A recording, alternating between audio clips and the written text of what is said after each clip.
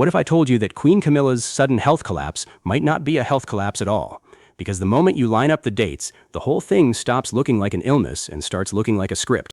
Supposedly, she's been hit with severe mental exhaustion and major depression, and everyone's supposed to feel sorry for her. But here's the part nobody wants to say out loud. This so-called breakdown didn't creep in slowly after years of pressure. It landed almost overnight, right as King Charles III was about to hand his sister, Princess Anne, full control of the royal family's private money. That's not sad timing, that's suspicious timing. And if you're into royal stories that actually make you go, wait, what? Do yourself a favor and hit that subscribe button right now, because you are going to want to see how this one ends. So let's back up and talk about what Charles was actually planning, because this is where it gets juicy. According to palace insiders, the king had decided the royal household needed a serious financial cleanup, and we're not talking about spare change from the couch cushions. We're talking about the privy purse, the official machine that manages the monarch's private fortune, covers living costs, and runs the internal budget for the entire family. This is the money engine of the whole institution. Whoever runs it decides how every pound flows through the palace. And the person Charles wanted holding that power? His younger sister, Anne. And honestly, if you know anything about Princess Anne, this makes total sense. The woman is a machine. She's disciplined, she works harder than people half her age, and she has zero patience for waste or nonsense. This is someone who'll knock out 4 public engagements in a single day and look mildly irritated that a 5th wasn't scheduled.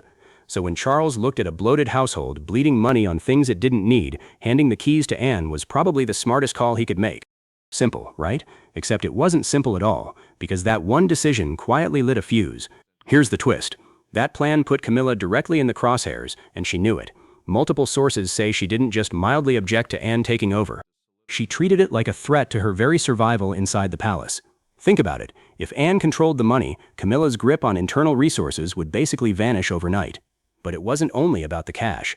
There was something more personal boiling underneath: jealousy. Charles trusts Anne completely, and that trust wasn't handed out for free. It's built on a lifetime of Anne showing up and proving herself again and again. Camilla, meanwhile, has spent years fighting to lock down her place. So watching all that trust get handed to Anne? Something inside her snapped, and what she allegedly did next is where this stops being drama and starts being a full-blown scheme. Now pause with me for a second, because this is the detail that breaks the whole story wide open. If Camilla were truly worn down by public pressure, you'd expect the decline to happen slowly, months, maybe years. You'd see cracks during public appearances.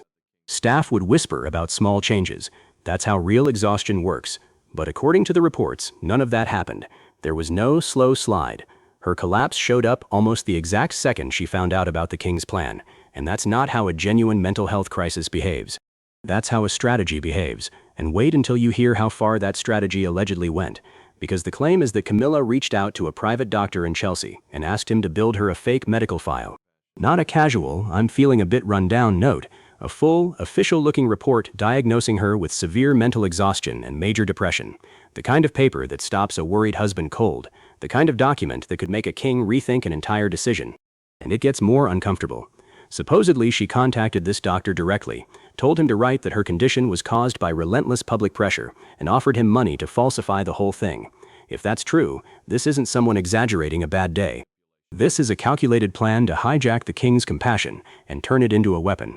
And apparently, once she had that fake report in hand, the real performance began.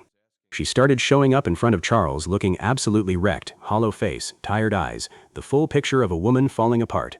She'd break down crying. She'd beg him to reconsider. And here's the clever, twisted part. She dressed it all up to sound selfless.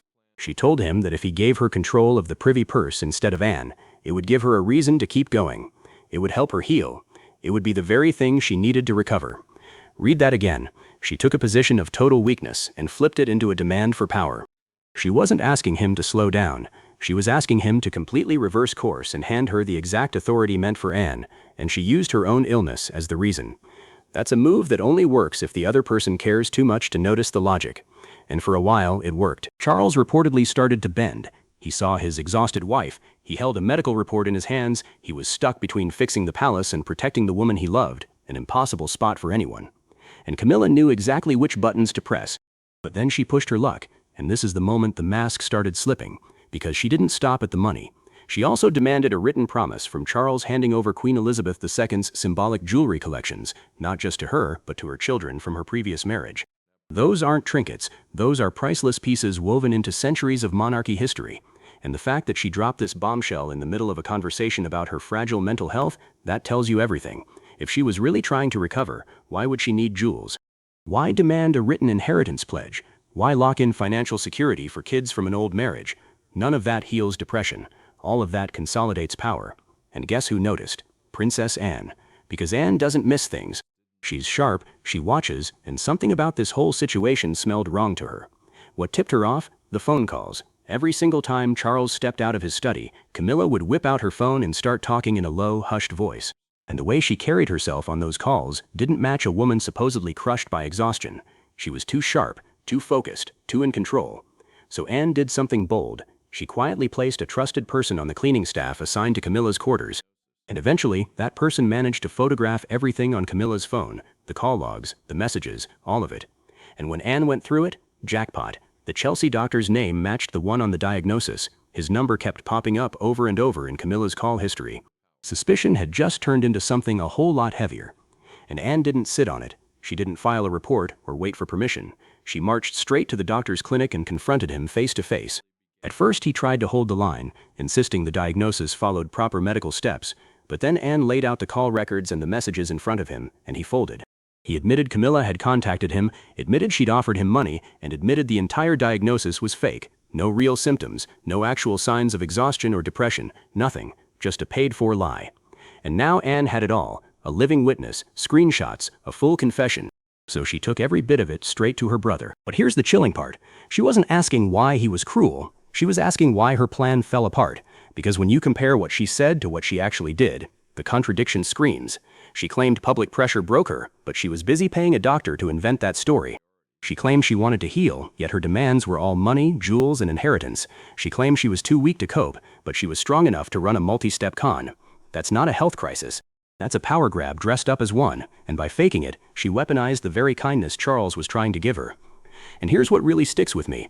Anne didn't have to do any of this. She could have stayed quiet and let it play out. But she noticed the small stuff, the calls, the timing, the gap between the public tears and the private focus, and she acted. That's the whole lesson right there. When someone begs for power and uses their own suffering as the reason, you have to ask whether that suffering is real or just leverage. Sometimes convenient tears aren't proof of pain, sometimes they're proof of a plan. Camilla built the trap, hired the doctor, staged the illness, and kept pushing until the whole thing crushed her. She did it to herself. So the real story here isn't just the fall of a queen consort, it's the quiet strength of a sister who understood that protecting the crown means protecting it from the people inside the walls too. And the takeaway is simple. If you have to fake a breakdown to get what you want, you probably never deserved it, and definitely don't try it in front of Princess Anne, because she'll notice, she'll dig, and she'll bring the receipts. If this story pulled you in, drop a like, tell me in the comments whether you saw that ending coming, and subscribe so you don't miss the next one. See you there.